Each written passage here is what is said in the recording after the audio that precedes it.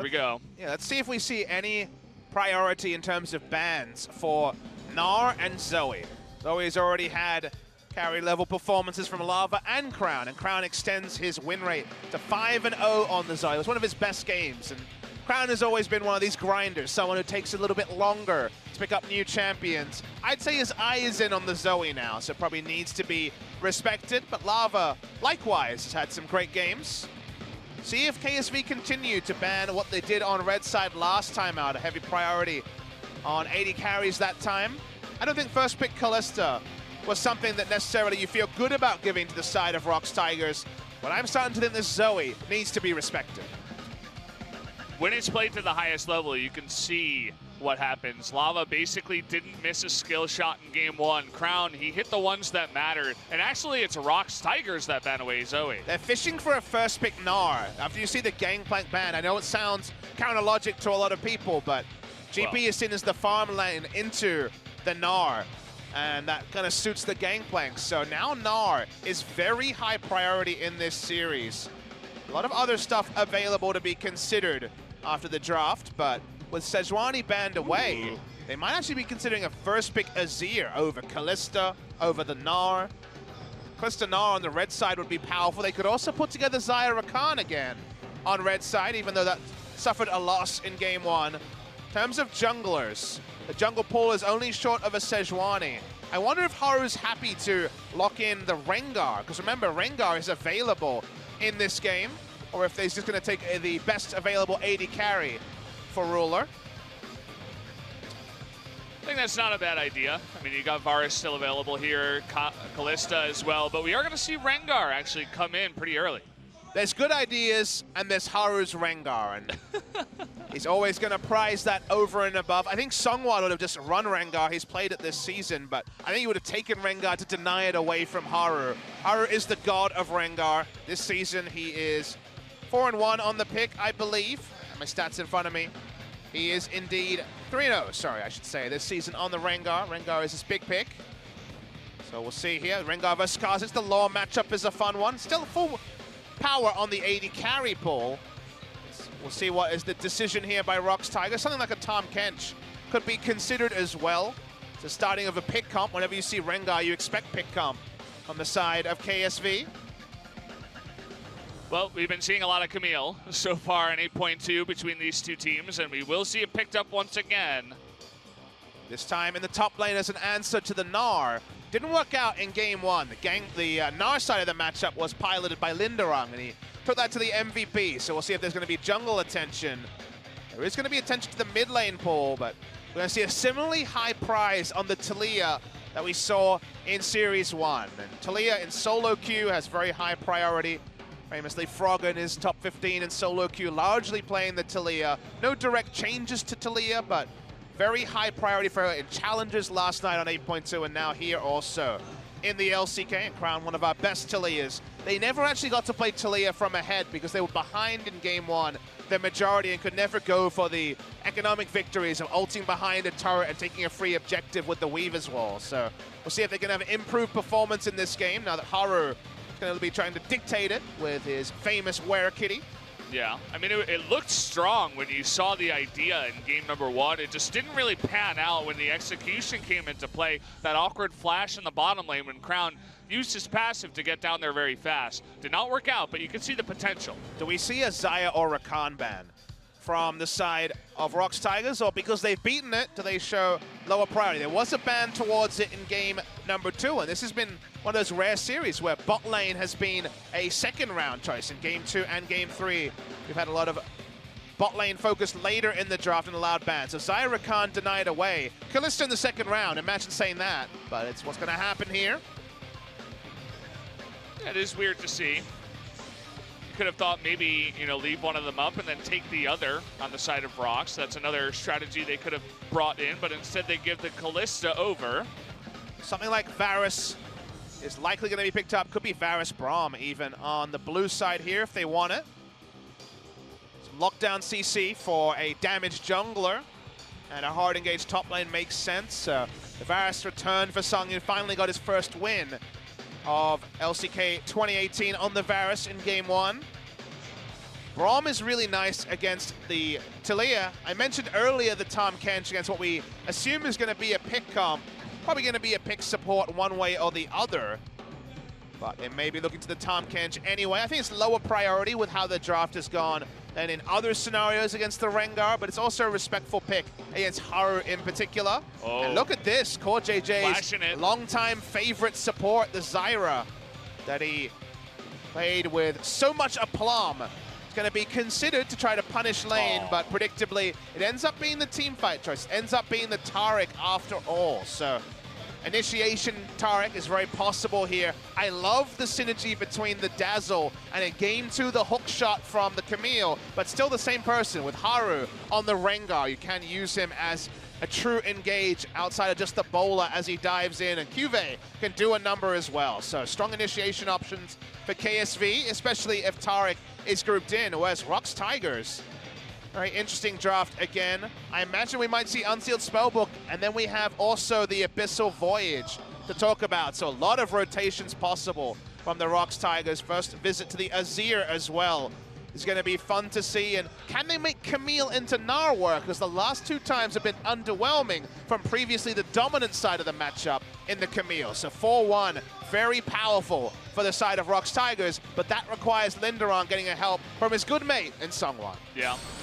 Bit of a side story. I'm going to be looking towards Crown trying to survive against all the potential pick that they have in the mid lane with the Abyssal Voyage you were talking about, with teleports coming in. Sungwon trying to go hand in hand with Lava to do the 1-2 punch and take him out. It's really going to be hard up against the Taliyah, who, well, it's going to be hard for the Taliyah because she does not have a built-in escape into her kit. But we will see. How aggressive also does Crown want to get on this Taliyah with the roams? Does he want to try to get a bottom lane fed early on once again?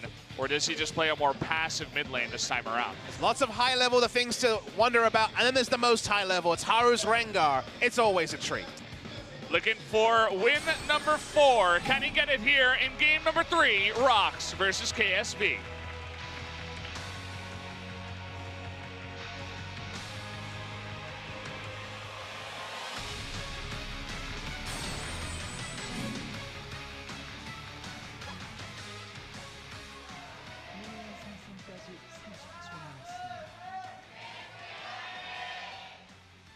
Here we go, game number 3. A rare treat at the SPO TV studio.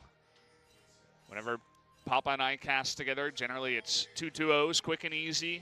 King Zone crushing some nerds, but not the case tonight. Haru has played 13 games of Rengar, but I'll hold on to the stats because face check time. Nice little flash to get out early. Not going to be able to follow up on that, but Ruler now, no flash for the laning phase. Ruler was on his own side of the jungle, but very far walked up. Had Sangyun and Ki, and they were out of vision for someone walking down the river. So creative little start there, nice to see. Expect it to be more level 1 action in a game where Rengar is involved, because his precise pathing is something you want early information on. Can't do much about the lane ganks at level 6, but the counter ganks and the predictability of Rengar pre-6 is much higher. So you really want to hold him in check as much as possible. And they know that Haru's side of blue side, we saw the deep vision there, pinged out by the side of ROX Tigers. But yeah, 11-2, so 13 games of Rengar, all of them on Samsung Galaxy. Now KSV was not a pick for him on CJ Entus, and by far his most signature pick. Won most of the MVPs they picked up, finishing, I believe, 4th in the MVP standings in spring season after being relegated off CJ Entus at the end of 2016. And the Rengar was the one that definitely people remember. Curious as to if Ruler did pick up the Unsealed Spellbook or not. Based on how fast the cooldown is coming off, I would think so, but we'll have to wait on that. The confirmation from SPO TV will eventually come in here. Be a lot of spellbooks in this game. Imagine Lava has gone for the Comet. That's very common for lane control for the Azir. Comet as the a spellbook Azir would definitely be a surprise, but we. No, there's kind of a new spellbook meta that's been unleashed on us. It's by far the most viable keystone to stack because you can be so creative with your rune use with that particular one. It even helps you in the laning phase for the better backs. First clear, painful for a Rengar. Yeah, but he gets it done very fast. Full clear shot of the Grump from Haru. Yeah, a bit faster than Sungwon here, who did just clear up the Raptors, but stays on the map. Coming in towards the Scuttle Crab. And look at this, very interesting. ROX Tigers flip their strategy and go for fleet footwork on the Varus. One of the reasons for this is that the Abyssal Voyage gives them some global presence. But this is the other bit of power is now teams are going to expect blind that it's going to be Unsealed Spellbook from the side of ROX Tigers and potentially put themselves in disadvantageous laning positions. We don't see it here. It's very much just Lethal Tempo and Guardian for Core JJ. But after KSV showed a very smart read of just ensuring they got first brick against all the teleports in game one, we do see adaptation in Keystones here by ROX Tigers. So already an evolving meta on patch 8.2. The only spellbook in the game is Crown. He didn't get the memo. Still reading through the book to find it out, but I'm sure he will eventually. Someone has been down here for a long time trying to bait this in, but it looks like KSV know about this. Doesn't really have anywhere else to go. The Krugs only recently respawned, so no big deal there. He'll just go back, so the opportunity cost of the gank timing was low, and I'm sure he'll be in position for Raptors and the rest of his camps. Good lane control for the Varus so far. And top lane, for once, Linderung on the Camille side of the Gnar matchup has been able to impact it. They had the Rengar in vision. It's pretty predictable in his pathing, so for once the Camille hasn't been denied in the first couple of waves. Linderung spotted going aggressive on the top side. Control ward comes down late, but either way, they get a plant down, they get some vision in the right side jungle. Ping goes down onto the Raptors as Haru's coming in there. Might have a little skirmish here at the Raptors. We've been seeing this more often, trying to steal some of these little guys away. But he might be in a bit of trouble here, trying to dodge out, but he's got a Zir for the help. Looks like Kive from the top lane gets over here sooner, flashes the boomerang. That would have been a max range boomerang that might have slowed him down.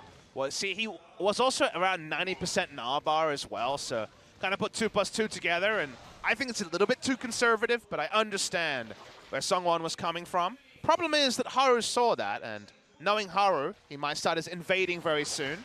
Rengar's got through the hump that is the first clear and working his way towards the ultimate and the Warrior Enchant. We were talking a lot about Sungwon and how he's impressed us so far in 2018. Better stats, better overall first blood participation and kill participation, but a couple of mistakes in game 2 and a small one here in game 3.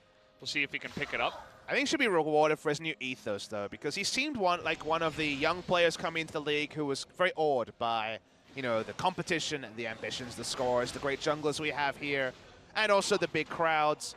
He was a very passive jungler. I mean, the only time I've been impressed by someone in the past was his Elise performances in spring of last year, but largely a passenger, was rotated out for Mighty Bear very frequently. So for him to actually have an aggressive mindset, you also spoke in interviews, Linderung and Sungwon, about finally feeling comfortable on stage. It's showing in their play, and you can forgive a couple of mistakes if he's also been a game breaker in other games, which is something you can say for Sungwon that was not possible to say about him before. You were talking about Haru invading. Well, here he comes. Good timing on the red, but also a well-placed control ward by Sungwon to get some vision on his red, deny it as well. And both sides reading pressure very well. Ninja Rush on both top laners. Juve a lot more happy to push up now that the enemy Kha'Zix no longer has flash. And Haru wants to battle ward, like we mentioned. He's back.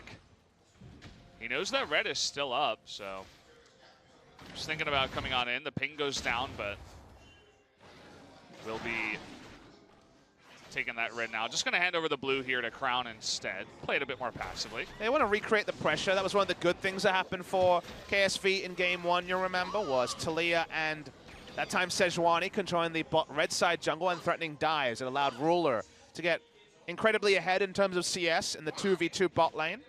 So recreating that, controlling the bot side of the map is going to be the big thing that KSV are looking for. And this time they have the Nars side of the matchup on the top side. So while he may not be able to go as aggressive as previous Nars, he'll be safer with the ranged auto attack and not as necessary to dive in. Ooh, look at this move. The early control ward from Lava on the brush means someone is unspotted in the brush here at the red buff. Looking for that smite is a little bit late, though.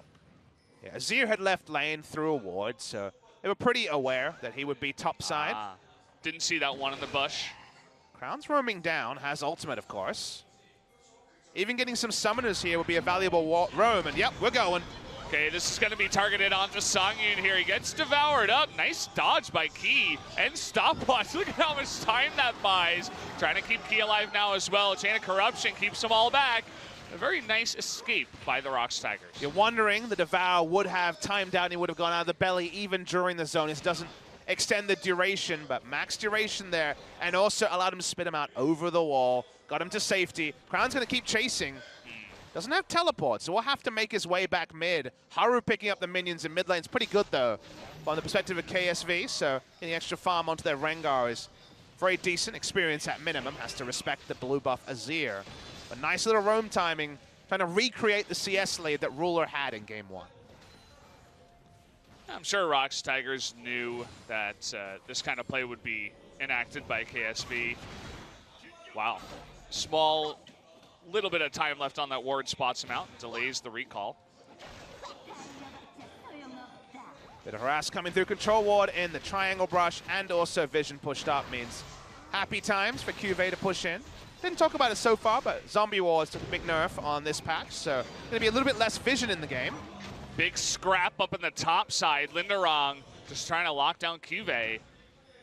Both of them burning their ultimates. So while there is no unsealed spellbook, you notice that the lane swap is on from the side of ROX Tigers. They want to end the laning phase against Ruler. No flash and exhaust on the support means that the next time Fate's Call was used could have been successful. So trying to create something here. Key's level 6 too, Abyssal Voyage. He's hiding in the bush, but you'll notice that QV is playing very passively. And awkwardly, Linderung traded cooldowns with the Hextech ultimatum to the Gnar ultimate. So here it comes. This is very tricky by ROX Tigers. The ward, I think, was unseen by QV here, looking for the play now. Lava coming in from behind. He gets the Emperor's Divide. Gnar in a ton of trouble. That will be first blood, given over to Sungwon. A well-thought-out plan that finally comes into play. But it looks like this bottom turret should go over to KSV. Let's watch it's this going to one. be close, but it will go over to KSV. Tarek getting the last hit on that one. And that's with 5 members invested by ROX Tigers to try to get it faster. They get damage on the mid lane, also the push. And they're going to continue on bot side as well. So KSV trying to punish the rotation. Songwon, predictably, is going to be going towards the Rift Herald, but they're going to deny a lot of creeps to the side of ROX Tigers. They're going to actually be in a pretty big gold hole here, just in terms of CS, because of having 2 lanes push in at the same time. Rift Herald should still be a freebie. We're going to watch the replay. QV had a pretty good idea this was up, but the extra roam from the Azir was the icing on the cake. He thought he was fine. Unfortunately, he had already used his flash to hop onto the minion wave. Good roam timing by Lava, good positioning as well. And in the picture-in-picture, we get the confirmation. We do see Rift held to ROX Tigers. Yeah, that's what ROX like to do after making the roam up to the top side. It's part of what playing around the top side so heavily will get to you. And Ocean Drake went over to KSV amongst all of the action that we had earlier on. Biggest loser in terms of creeps. Not actually a laner on the side of ROX Tigers, the jungler. It's actually a pretty big lead here for Haru. Already 5 camps, 6 camps ahead of his opposing number. Able to hard farm his way towards what we imagine will be a Duskblade second. That's usually the common choice on the Rengar in competitive play. We know Haru likes to load on the damage, so no doubt a Youmu's will follow that. Bot side, we get to see a lot of turret damage. We're just seeing turret trades. No Drake to trade up. Infernal does spawn next, so I guess ROX Tigers could cement some vision around the Infernal spawn. In terms of turrets, no lead there apart from a tempo lead. Ooh, oh. Lava getting caught up here, gets knocked back. Haru has been waiting all his moments, all his life for this one moment, but did not find it in the end. They're trying to come behind KSV. 2 members stopwatch, but can they get out? Make that one. Can they get a second? Cosmic Radiance and the flash from Crown. will discourage that dive any further. Haru staying in the brush cost them in a big way. They were roamed on by, of all people, flanked by a Varus outside of laning phase, and also the Rift Herald went down to put extra pressure onto KSV at the same time. They couldn't play multiple lanes because the Rift Herald was also channeled, so with no control ward, camping mid lane for that long is turned around on KSV, killed a ROX, but also a lot of map controls surrendered to the ROX Tigers. QV tried to dazzle him out his back, nothing doing. 76 damage by Haru. It's not mean timings just yet. Nice. Kha'Zix almost has as much as Jax in that one SKT game. Very close. It's very hard to do 2 damage to champions, though, so he's probably going to go above. It feels bad. Yeah. We're only here at 13 minutes into the game. We'll see if Haru can catch up. He's on pace, you know? he's actually below pace. But this is the flank. See what happens. I mean, this is the flank. Really nicely done. Abyssal Voyage flank onto Haru and Crown. Crown will live. Requires a lot of resources. It means they don't have Cosmic Radiance to fight in the mid lane. They don't lose the complete turret. They lose a lot of turret HP to the Azir. Yeah. Good news is that Talia can just walk up and clear the minion wave, so it's going to still stall out, but that was a lot of bonus turret damage from the nice map read by ROX Tigers. The best Tahm Kenches, they can make this champion look so broken because you need to have so much information to make the plays that Key and his team, it's not just Key that's calling for this, but his team to have happen. So you need to see Haru and Crown in the brush to, you know, come behind them, go for an Abyssal Voyage and look for a play in the brush like that, or to go for a 5-man gank up at the top side with the Abyssal Voyage, or to go for ganks in the mid lane like we've seen in the past. And it's part of the reason why we see a lot of Tahm Kenches here in LCK. As we see Ruler just hop away from a Varus ultimate looking for a pick. I tend to agree with you, Valdez. Specifically, a lot of playmaking was added with the Abyssal Voyage being sped up so much. Used to be a very strong channel, very slow channel, I should say, and very obvious, whereas now much less conspicuous. And that means the playmaking is there. Still the frustration of the Devourer, but it's nice there's something else to talk about with Tahm Kench. I feel like there's so much action in these games that there's limited time to talk about the other stuff we might want to talk about, such as Tahm Kench. So. Look, we'll find another time for our cool stories. For now, we're going to have to be kept in check, at least by explosive action. That's what we want to see. Still waiting for Haru to get the first aggressive use of the throw of the hunt.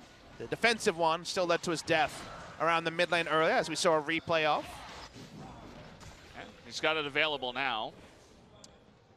Can use the Taric in tandem, as you mentioned before, to set up some pretty unique plays with that and set up Kyve for the big finisher, as he's been wont to do in the past. Watching the lane assignment here. Camille in bot lane. Kyve just got Black Cleaver, so a nice spike for him. With the Infernal spawning in 15. See if Kyve can manage his Narbar, and if ROX choose to play around that exclusively after being pounded by that Gnar ultimate at the end of game 2. So a lot happening here on the map. Because Infernal has spawned, the action does ratchet up. Kyve building up his Narbar. This is not the time. I know, this is not the time.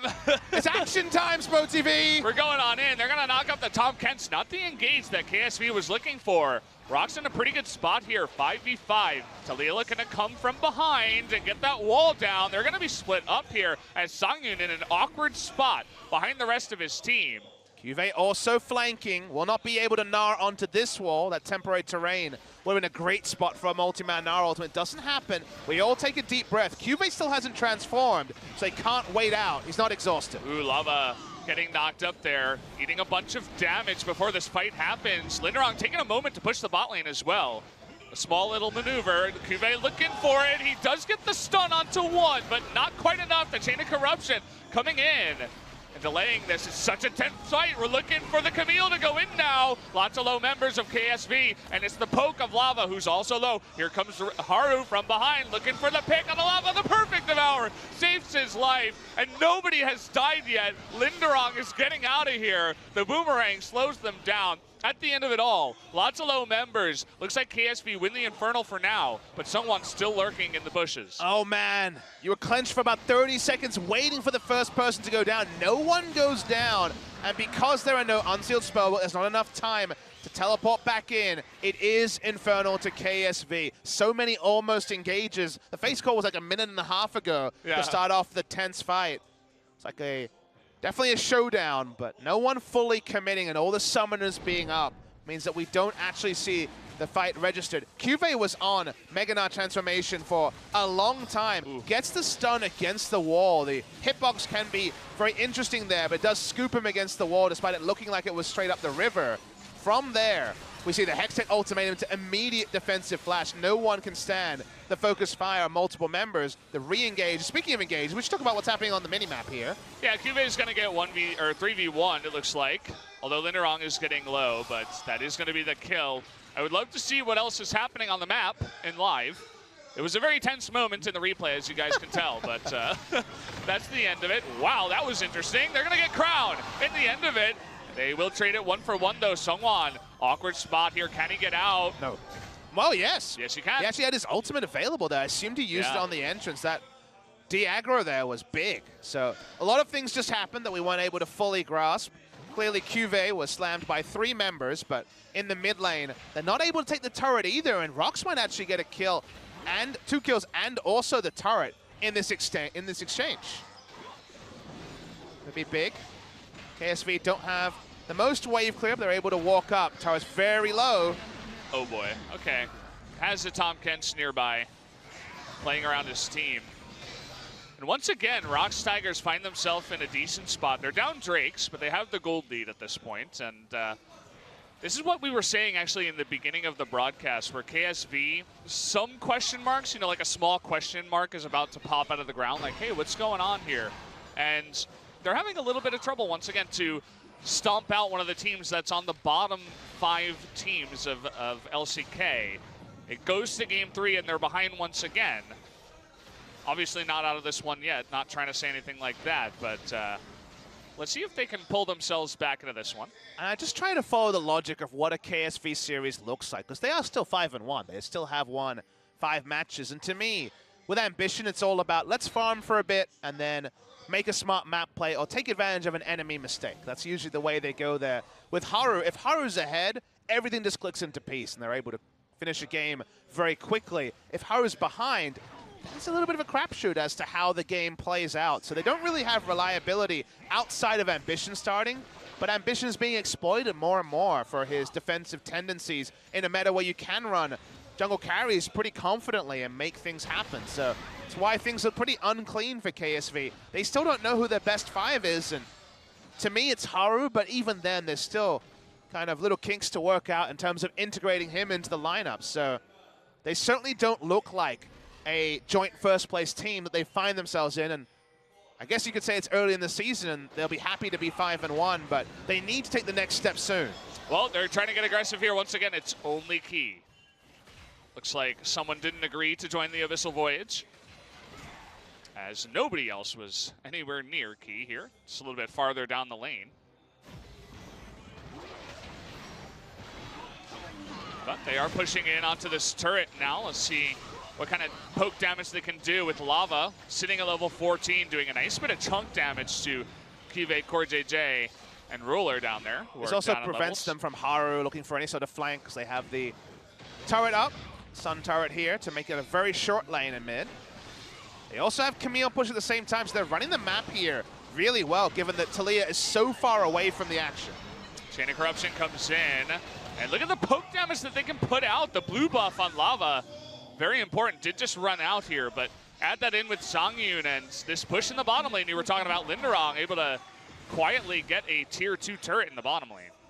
Just playing the map so well. ROX's early to mid game has been improved in so many ways, and it's only 5 games in a row, because game 1 against KT was abysmal from the side of ROX Tigers. From game 2 onwards, they've had new plans. They've impressed us with their use of the spellbook, not in this game, but in all their other games they've played recently. And now they're just understanding where they're strong, how KSV's comps wins, and then just choosing the right time to group. I feel like they group and also split push very appropriately, which is a difficult thing to be coached. So credit to the coaching staff for really making the timings here for the ROX Tigers team just a lot sharper than they were in previous years. And that's why they find themselves competitive against a lot of the teams that preseason you would just very quickly hand the win over. I mean, the ROX Tigers, by both Cloud Templar and I, were predicted to be bottom 2 with Kongdu Monster, and neither of those predictions have looked on the nose. You know, we weren't to know about SKT's woes.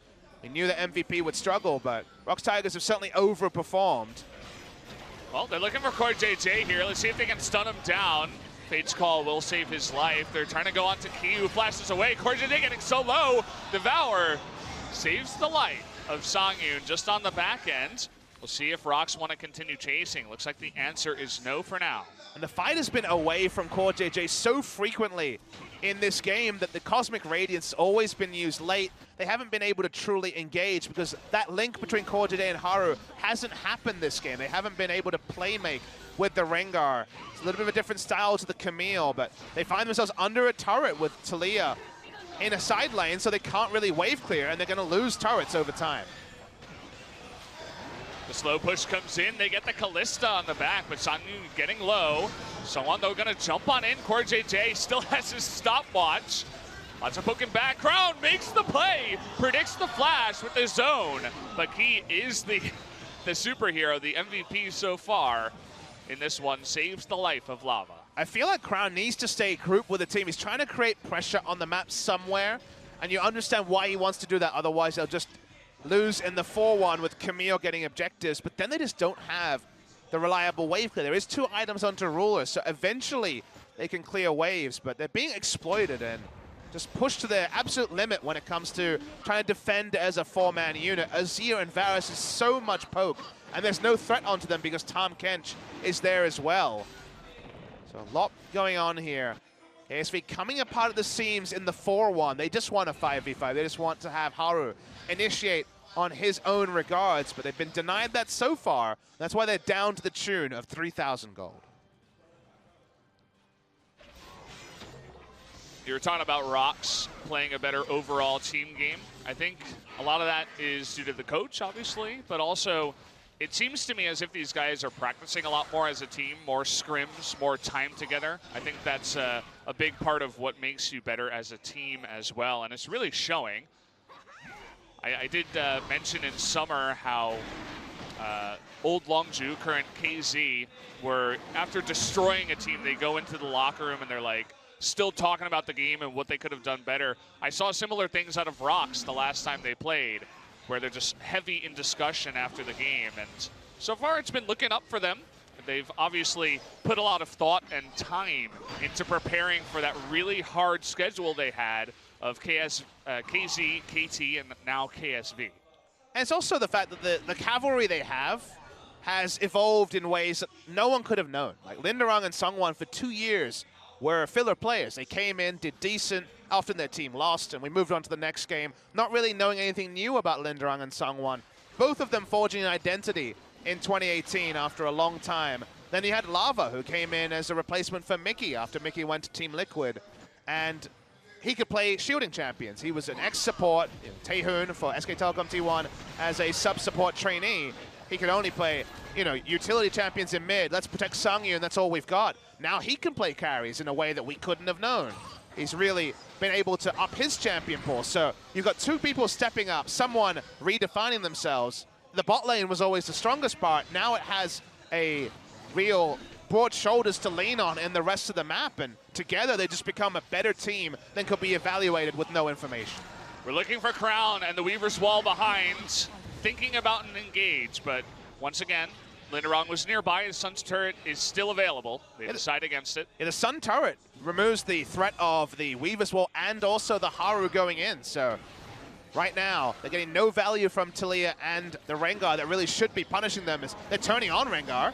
Yeah, looking for Haru here. Thrill of the Hunt comes out. They catch him with the Chain of Corruption on the back of it. Lava gets devoured and survives. Now it's just going to be up to Songwon to get out of here and try not to get caught once again. They catch the jungler. Where do they go from here? Has to be Baron. It should turn onto the Baron here, you would think. There's a lot of damage on the side of KSV, but issue you see is that Key would have to tank it up, so they decide not to go for it overall. Baron would have been the objective to really punish KSV, who are already having trouble wave clearing in a 4-1 scenario. So it only ends up being a kill. We all take a deep breath. The next pick, though, it will mean Baron. The entire game has been tense since minute about 10 when they started fighting. It's nice to live in a world where stuff happens and action actually happens. It's because ROX Tigers have the winning strategy, which is wait for the Sun turret to be up, group as 4 in mid lane, put up a Sun turret, and then both Talia and Rengar are like, I really wish that turret would go down. Yeah. We want to initiate. Not a big fan of Azir. Core JJ can't be playmaking with Haru because he's trying to desperately help top up the members with his tier and just the healing coming through from his Q. And it's very awkward here for KSV. They're being dictated to again. When ROX Tigers are on the blue side, they're really being able to put together comps that KSV on red have not been able to counterpick with any regularity. Camille has the run of the game in a way she hasn't in the Gnar matchup for a while. And that's why things are so tense, because if a big objective like Baron goes down, do ROX Tigers just basically win the game? You know, it feels like the Baron buff power play here is going to be massive. So we're looking for a mistake, you'd think, from ROX Tigers. So far, they've been so smart on their lane assignments. Again, it's 4 members in 1 lane. No Sun turret this time, though. Yeah, a bit of a longer one up in the top side. Crown, look at the damage he's taking, though. Someone trying to slow everybody down with this W, but we have the engaged Devour comes in, but the lockdown onto Core JJ is perfect. Out of Songyun, that's gonna end now. The Cosmic Radiance, they're looking for a pick. Here's Kume, though, he misses.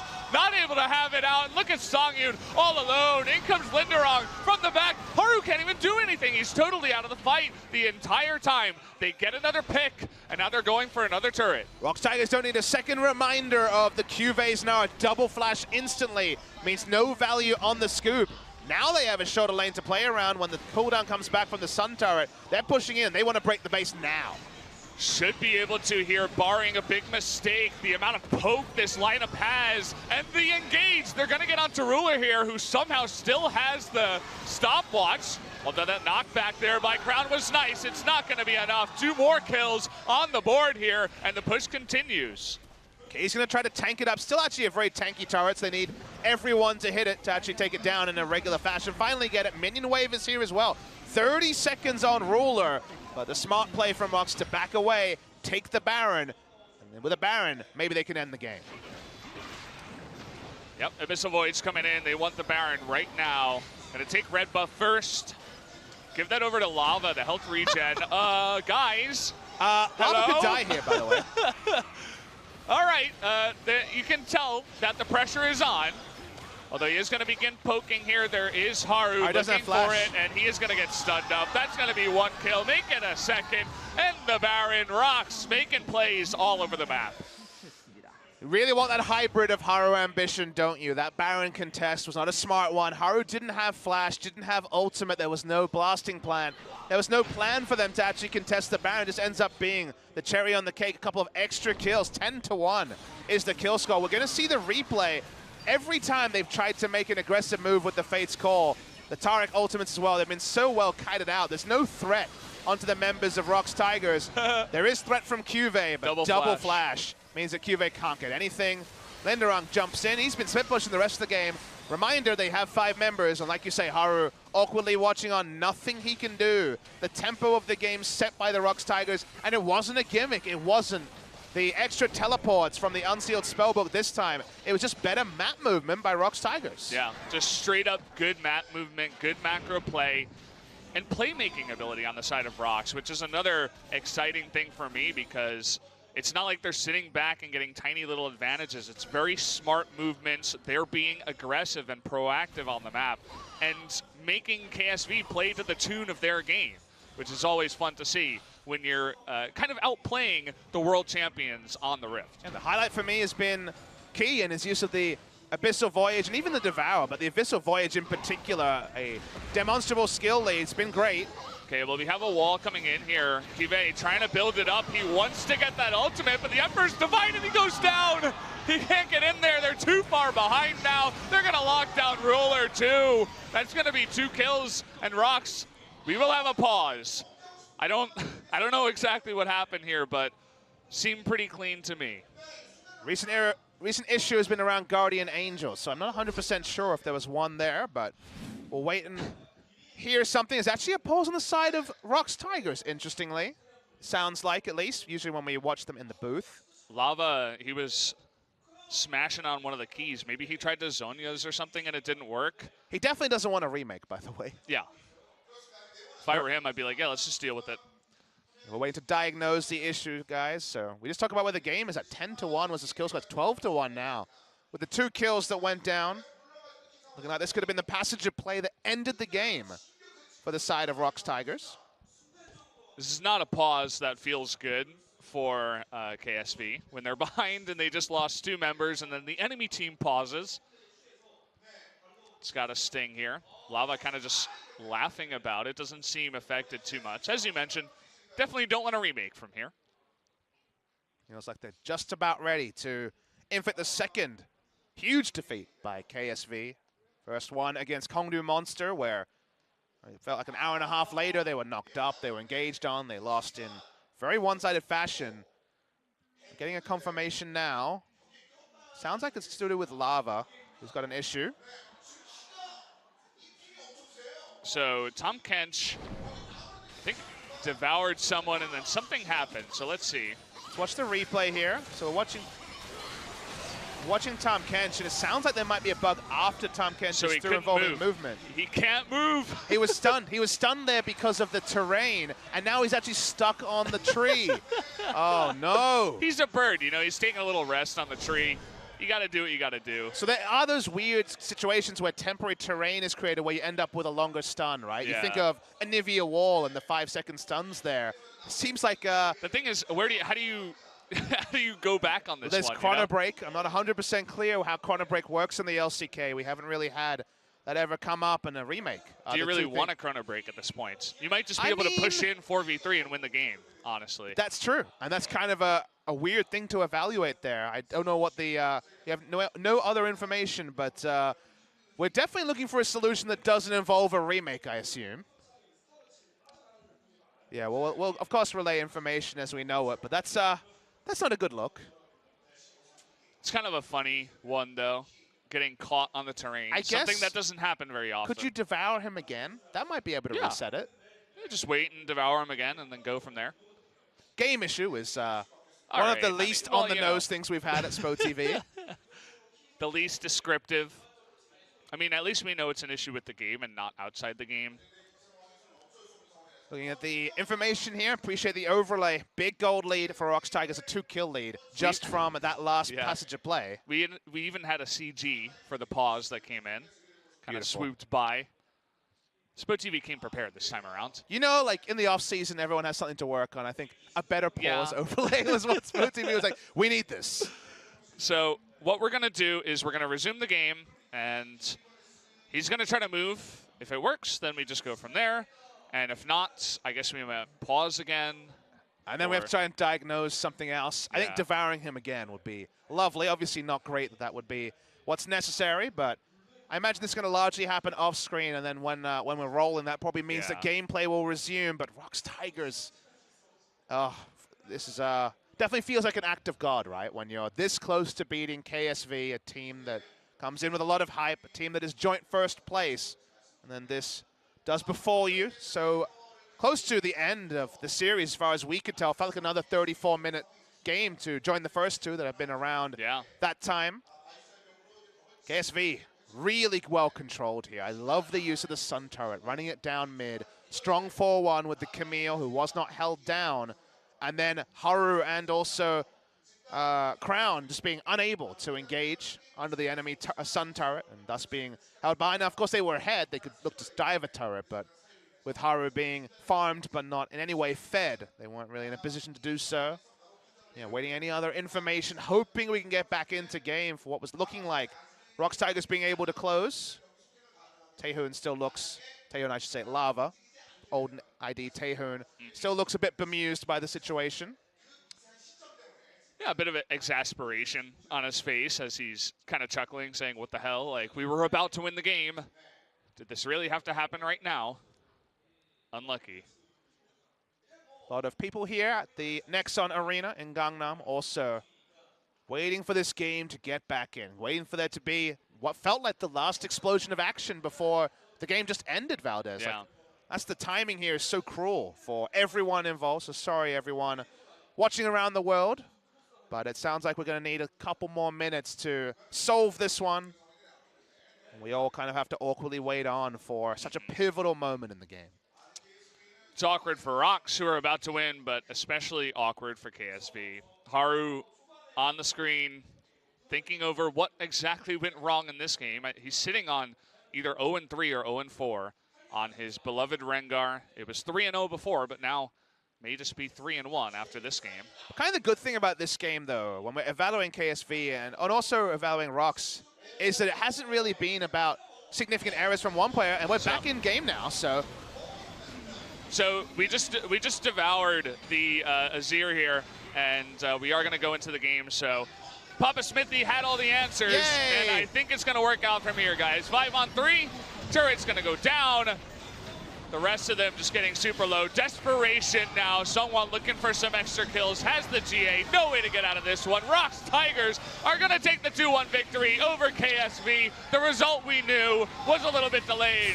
A very well-deserved victory. Shout out to ROX for an extremely good performance tonight. And that's why you see the big smiles on their faces. It might feel slightly anticlimactic, but they still pick up the victory they so rightly deserved. And the point I was trying to get to was, this was not one player on the side of KSV having a down game and his team capitulating around him. ROX Tigers should be rewarded for outplaying and outmoving the side of KSV, and that wasn't with gimmicky teleports that they tried in game 1 and 2. That'll be a strategy they revisit until Spellbook and double teleport bot lanes is something powerful that the meta currently allows. But this was just with standard summoners playing out the game smartly, reducing the win conditions from KSV when it came to the 4-man group to 0. The Sun turret kept the lane so damn small. It was so short they could never look for a flank. Haru just had to watch. His ultimate was just to allow him to have a moment of solitude, invisible but with no one to play with.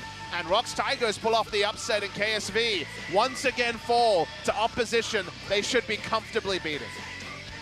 And the question remains, right? The only other real top team they've faced is another one of the K teams, KZ. They take them out 2-0, and that was against Rascal. That wasn't even their full lineup. They take out Jinair and Afrika, also good teams. But how are they going to do against KT? How are they going to do against some of these other top teams? You didn't want to say SK Telecom T1 out loud. I did not want to, because it's not quite the same as 2017 or any other year. But that's the real question. They go down 1-2 to ROX Tigers. What are they going to look what are they going to look like against a team like KT, who's even more aggressive and is even better in lane?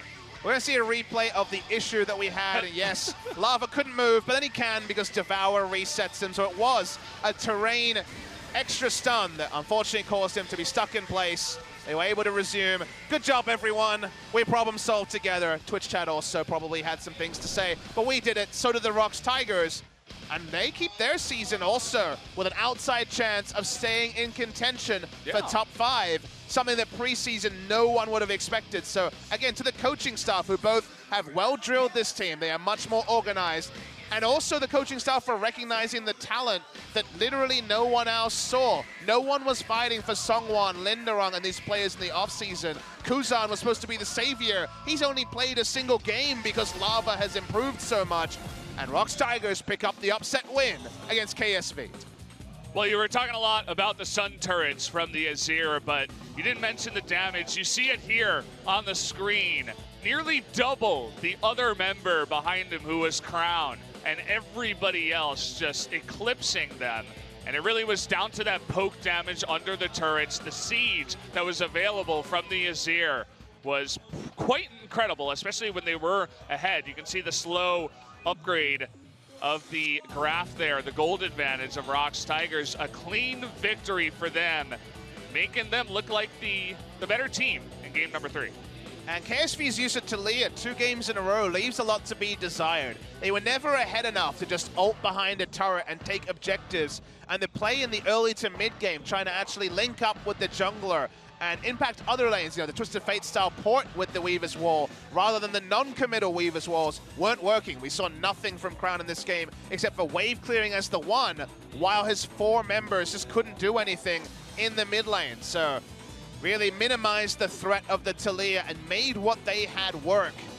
Excellent stuff from the ROX Tigers. Their fans should be super excited, and maybe they'll start to grow some new ones because they're also playing League of Legends in a very attractive way to watch. Very sure. I'm sure they gained some fans, not only here in Korea, but outside of Korea. And Tom Kenki, that's a play on Key's name, of course. They said it's Tom Kenki's Love House. Not sure exactly what that means, but definitely had a very nice game here. 69% kill participation. A very well played Tom Kent. Look, I'll give it to him. I'll enter his love house, as they call it, because this was some sick Abyssal Voyage usage from Key. His ability to rotate around the map, flanking a Taliyah and a Rengar in the mid lane with the Abyssal Voyage was super great. So if we're just going to have an appreciation society for Tom Kench, and specifically for Key, well-deserved. Definitely so. So I will hand it over to the interview, Soo-Hyun to host, Suncaster to do the interview, our 2 players, as well as Ji-sun to translate. Interview translations, and here we have Key and Lindarum for the interview. Well, it was ROX's last match against the 3Ks, and they picked out the victory. Congratulations. So this is the theme songs of your team, right? So Lindarum, your performance were really great today. How was today's match? Well, I didn't expect that we're going to take the victory, so I feel super happy. There are a lot of interesting matchups against top laners these days. And we just want to say about the newbies being so good in the competitive matches. Yeah, I think all the top laners are so powerful. So I had the worry that I might be the worst performing player. So I think it made me become more competitive during the games. There was a clip that Kusan said that you're going to be the best top laner in the world and you're the rising star. What are your comments about that? I think that's too much. Well, but I think you were today. Well, I wasn't a rising star, but I can call myself a star candy. So this is your first MVP interview, Key. How do you feel? After the last match? Well, I was sure that I was gonna be the MVP. It would be nonsense if I hadn't get one. There were so amazing moments in the game. Let's take a look. So this is the highlight from Lindarum.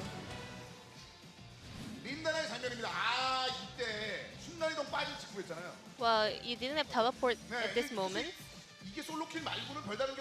And you solo killed Cube. And well, I was hiding in the bush, and I saw Cube approaching, so I was lucky to get him down. And you had some great engagement as a Meganor. Well, I wasn't really aware that Lindarum was doing this well at the moment. I think he did really perfect today. So this is your first time as a starting member of a team. How do you feel? Yeah, we always had 2 top laners. I always had 2 laners in my team.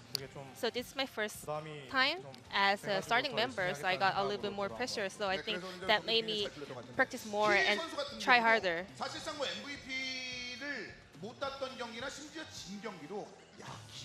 Well, speaking of Key, well, sometimes you didn't get the MVP points or you guys lost the game, but we were so wanted to mention about your great plays. And also, is there you want something to say to your sister? Because last time I heard that she prepared some special snacks to support you guys in ROX and all the commentators here. Well, every time she comes, it gives me a little bit of pressure, but yeah, it gives me more motivation. So, but the sad thing is that I always lost when she ever come visited me. So I'm so happy that we took the victory today. 보일 때 잘하는 게 소용이 없어요. 안 보일 때 잘하는 게 더 중요한 거 아니겠습니까? 누나가 지난번에 약법을 만들었기 때문에 So last time she made you the special snacks. So this time, this is why you won today. Is there anything you want to say to your sister? Yeah, thank you for always coming out to watch the game. And you know, this weather is really crazy, so be careful for everything. And thank you very much. I'm not gonna say the L word, but yeah, thank you. 입장에서도 이제 그 락스 타이거즈가 진짜 힘든 고비 중에서 마지막 2대1 승리를 잡으면서 위쪽으로 올라간 장면들이 있었잖아요. So it was a tough match for you guys, but you guys got the victory. 어때요? 네, 제가 안 좋은 모습 많이 보여드렸었는데 그래도 I know I was underperforming back in the days, 보여드려야 될 말보다는 but I think I have to prove it with my performance. Yeah, so from now on, I'm gonna show my better performance to all my fans. 선수의 멋진 장면들이 너무 많아가지고 저희가 약간 편집을 좀 천천히 해봤는데 어떤 장면인지. So here we have some more highlights from Key. 매 순간이야 매 순간. 매 순간 이 많이 이렇게 포근하구나. All of your D4 would be the highlights. 이런 얘기를 할 것 같은 많은 그 주변의 선수들이 있었을 것 같아요. 네, 특히 What kind of shot calls did you guys share? 자기가 계속 좀 까불겠대요. 나만 봐달라. Well, Lava says he's gonna make some tricky or risky plays, so he asked for me to support in the back. 나쁘지 않았던 것 같아요. Yeah, I think it was a great try. 어미와 새끼를 보는 듯한 그런 느낌이었어요. 볼 때마다 제대로 삼켜주는 장면들이 Yeah, 많았었는데. so I mean, it was all about you. 일단 상윤 선수가 일단은 그 수호천사를 넘어간 다음부터 완전 라바에게 포커스를 맞춰서. So after Sangyun built his Guardian Angel, I think you were focusing totally on Lava. 나는 버려라. 이제 라바만 치자. So yeah, it wasn't actually our like team shot call, but by Sangyun buying the Guardian Angel, yeah, I could solely focus on Lava. 비상 세월만의 승리를 따냈을 말씀드렸는데 힘든 고비만 넘어가고 이제 이 탄력. So it's time for you guys to start your winning streaks, right?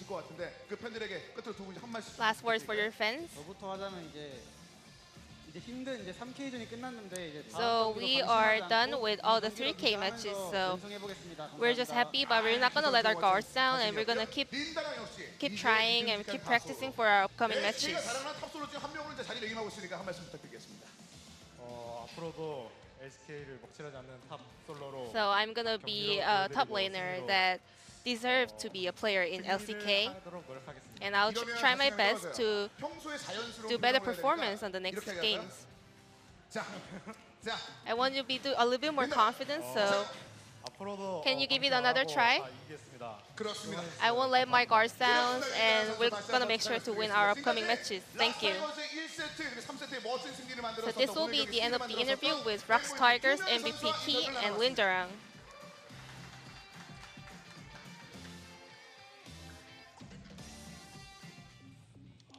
Well, that was a nice interview. Definitely enjoyed that one. There was a lot going on there. Yeah. Some of it was lost in one. cultural translation, I would say. Yeah, I think so. But we're going to take a look at some of the highlights once again from Game 3.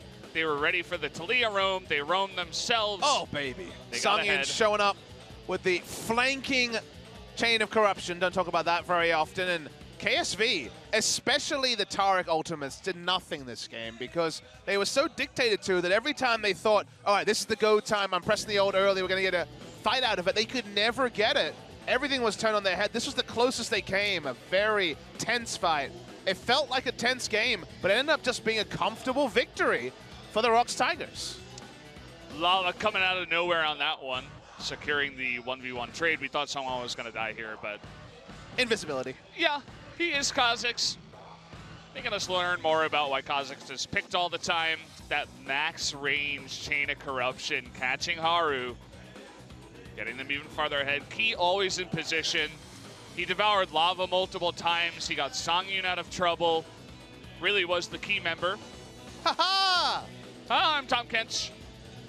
No, I was laughing at Many- saying the key member. Is key. Because his I name didn't is- even his ID notice is that I key. did that. His But, ID is key. He has key parties. Yeah. He's key. I mean, this is just really good from the side of ROX Tigers. A lot of cleanup coming through. A lot of times where you thought the KSV would be able to stick the landing with their initiation, they never could. Weaver's Wall, a non-factor, and then let's flash in for the end. That's the way ROX Tigers felt. Yeah. Wonder if we'll get a replay of the bug caught on the wall. Perhaps not. This was a desperation moment for KSV. They had no hope of stealing that, but two members get caught anyway. Replay time. It's where lava was consumed and then spat out into the wall for a forever stun. He's caught. Thankfully, they were able to just devour him again. Abyssal Voyage into the base. The game ended, and then 3 games, all of which sub 34 minutes. Means that we're going to have a short break, about 20 minutes by the time we go off air and then into our second series of the day. So a little bit later, won't be starting at 8 p.m. Korean Standard Time, but ROX Tigers upset KSV. And now, what seems so straightforward, you know, KSV, when they were 2-0ing King Zone and Jin Air, we thought, okay, it's the world champions. They're on their quest for their first ever LCK title. Surely this is their time. It seems just as far away as it used to be, as consistency for KSV over multiple series is something they have struggled with. Well, we have KSV lose their 7th game here in the first round. One of the top 2 teams is going to also lose their second game as they're going head-to-head tomorrow. As we did mention, ROX Tigers, they take a win there. They're sitting at 3-4. They open up that playoff potential for them. If they win 1 or 2 more games, they definitely have the ability to make it into playoffs. Probably need a couple of wins to make it in.